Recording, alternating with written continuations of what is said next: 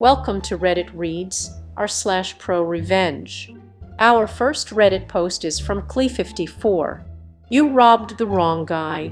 I stumbled upon this sub about a week ago, and have since been thoroughly enjoying myself reading the stories. I figure I'll share mine. Just a quick history to set the stage. At a younger age, I moved from Chicago to Baltimore to take a job with the federal government.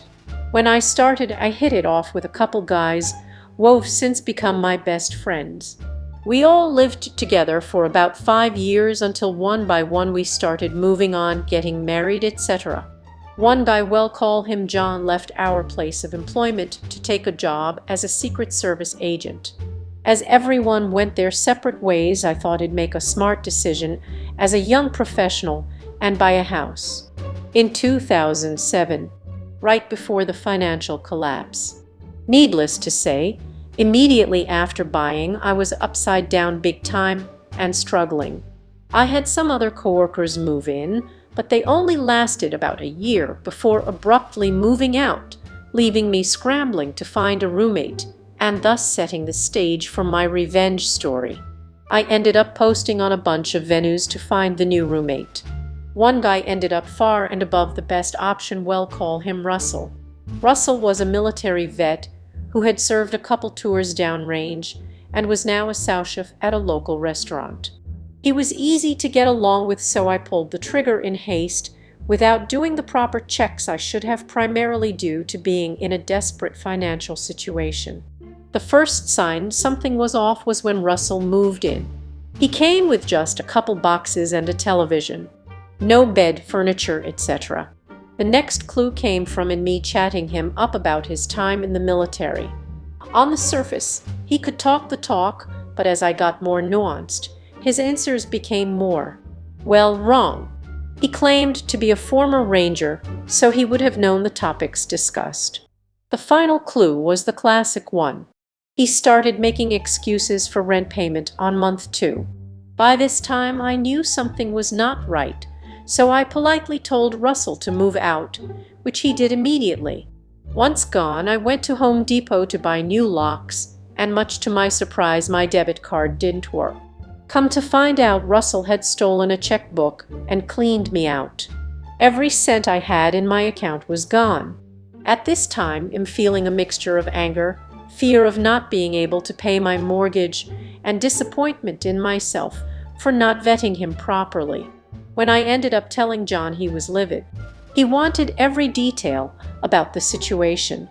Little did I know, John told all his coworkers, and they immediately opened a case on Russell. For those of you who don't know, the Secret Service also deals with financial economic crimes, albeit normally on a much larger scale than my savings account.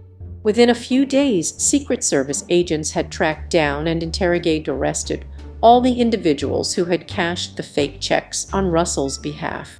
One turned and advised Russell would be at the Dick's Last Resort at the Baltimore Inner Harbor that night. John and his crew changed into plain clothes and went there to wait. Lo and behold, Russell shows up and acts like he owns the place. He started announcing that he was leaving on a deployment to Iraq, so he wanted to buy the entire bar drinks with my money. I should add, as he was standing there paying for everyone's drinks, John stood up and screamed, "Secret Service, you're under arrest." 3 agents slammed him down, cuffed him, and pulled him out where 2 black subs rolled up on the boardwalk to take him away. My other friend, who had gone to observe, said the entire restaurant paused in stunned silence for about 30 seconds. They take Russell in, and by this time, John says, is bawling his eyes out. The best part of the ordeal was John made him add in his written confession, "I routinely pretend to be an Army Ranger, but have never served." Before being taken to the city jail, Russell asked John, "Why did the Secret Service arrest me?" To which John replied, "You robbed the wrong guy." Epilogue: the bank ended up giving me all my money back very quickly under a fraud claim. I ended up attending Russell's court appearance with John, where he took a plea and spent 6 months behind bars. Needless to say, I was a bit more careful in choosing my next roommate. We've been happily married for 5 years. Edit grammar. Edit 2 in an attempt at closing the story with a creative quip. For the record, my wife is not John. Edit 3. I see a lot of comments about skepticism of how Russell was federally charged. I reached out to John, and he advised they charged him on the state level due to the low scale of the crime, which explains why he went to city jail and why I attended city court. I did a quick search and found this, since I know you'll ask.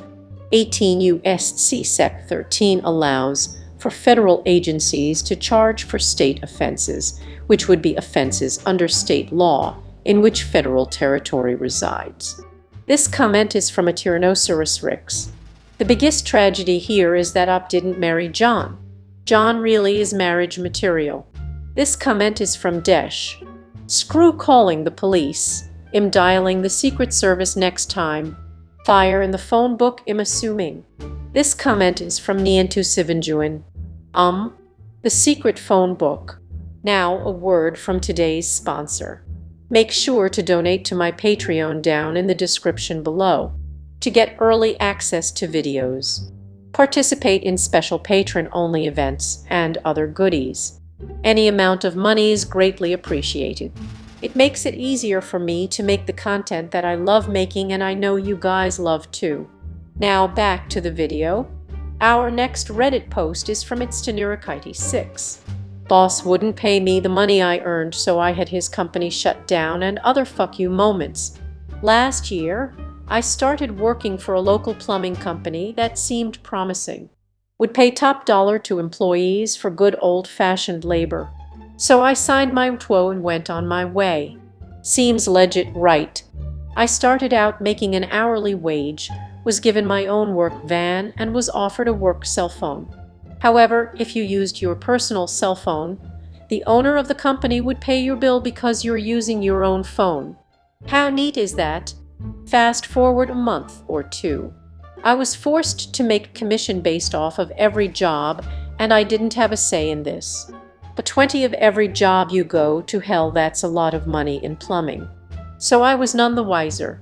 Eventually, I found out that my paychecks weren't having any taxes taken out of them. So I asked my boss, why am I not having taxes taken out of my check? To which he replied, when we switched you to commission, you're a subcontractor now. You're 1099. You're gonna be making so much bank now, bro.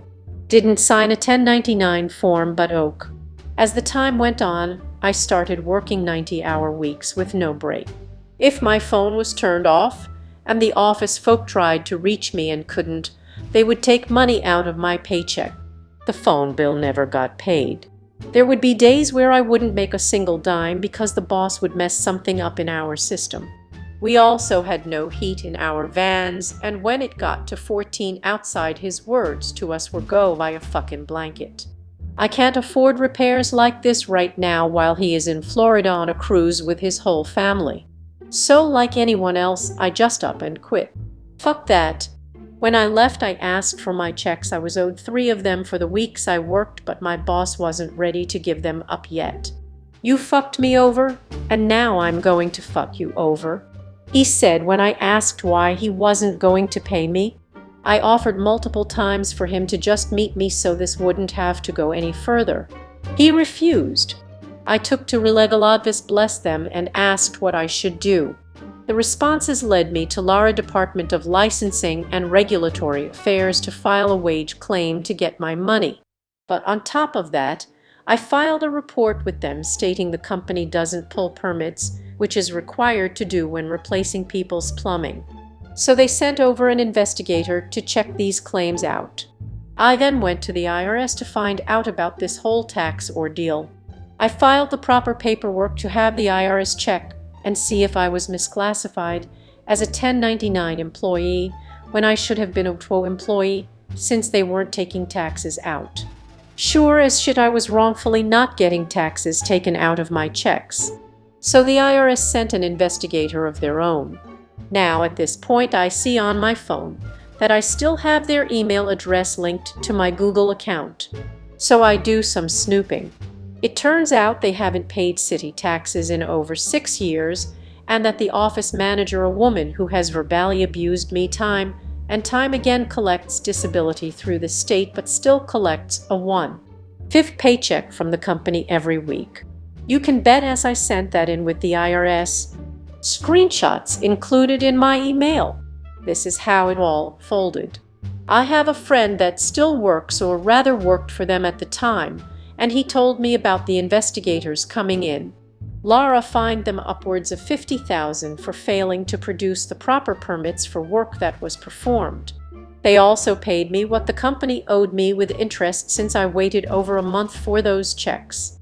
On top of all of this, the IRS made them pay for my taxes at the end of the year, took away the office manager's disability, audited them because they haven't paid city taxes, and fined them for each employee they did this to.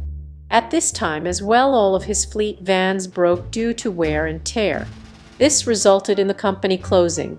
When he asked me why I did all of this, my response was simply, "You fucked me over, so I fucked you over."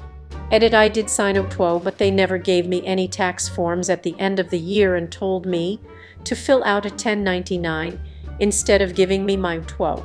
Edit 2: I'm not the best with tax form names. I signed one when I first started that stated I would be receiving a TWO at the end of the year. Sorry for the confusion. This comment is from Jessica Says. This was great. It must have been a satisfying moment to answer him when he had the balls to ask why you did all this. This comment is from Itstanirikite6. It was an extremely satisfying moment. I had been stressing out for a whole month because I had zero income and had bills to pay. This comment is from Ivorion Swift. It always blows my mind how people doing a fuck ton of illegal shit will just blatantly screw people over, thus creating a vendetta, and then be surprised when that guy they fucked over reports all of the illegal shit they were doing. Good for you, op. Fuck that guy. That was Reddit Reads r/ProRevenge. If you like this content, please subscribe and click the bell icon so you are notified of new uploads. We upload new videos every day. Also subscribe to our Patreon, as that will help us a lot. See you next time.